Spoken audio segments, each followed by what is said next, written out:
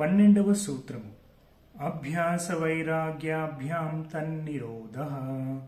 అభ్యాస వైరాగ్యాభ్యాం తన్నిరోధః. అభ్యాసం వైరాగ్యం ద్వారా ఈ వృత్తులను నిరోధించగలం. వైరాగ్యం కలగాలంటే మనసు నిర్మలంగా, సాధనాయోగ్యంగా, విచారణయుక్తంగా ఉండాలి. సాధన అసలు ఎందుకు చేయాలో ఆలోచిద్దాం.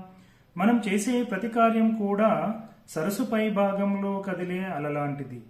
అలలు ఆగగానే మిగిలేదేమిటి? కేవలం సంస్కారాలు.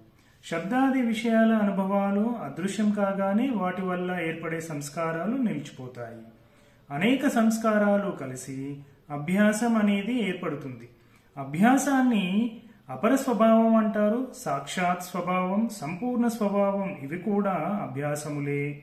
మనం సజ్జనులుగా ఉన్నా, దుర్జనులుగా ఉన్నా అంతా అభ్యాస ఫలితమే.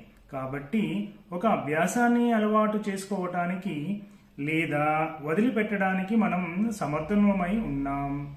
అందుకని ప్రస్తుతం ఉన్న మన స్వభావం గూర్చి మనం నిరాశ చెందనవసరం లేదు. సుఖదుఖాది అనుభవాలు మనసులో సంస్కారాలను ఏర్పరుస్తాయి.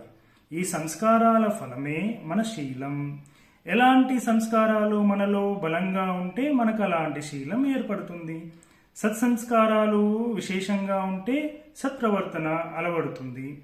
దుష్ట సంస్కారాలు ప్రబలంగా ఉంటే దుష్ప్రవర్తన అలవడుతుంది. ఇలాగే సంతోషకర సంస్కారాలతో మనం సంతోషంగా ఉంటాం. దురభ్యాసాలను మానాలంటే వాటికి వ్యతిరేకమైన మనోవృత్తులను అవలంబించడమే ఉపాయం. దుష్ట సంస్కార జనిత దురభ్యాసాలను మంచి అభ్యాసాలతో నిరోధించాలి. అందుకని మీరు ఎప్పుడూ మంచే చూస్తుండండి, ఎప్పుడూ మంచి భావాలనే ఆలోచిస్తూ ఉండండి. దుష్ట సంస్కారాలను నిరోధించడానికి ఇదే మార్గం. ఒక వ్యక్తి ఎంత దుర్జనుడైనా సరే అతనికి మంచివాడు కాజాలడు అని చెప్పవద్దు.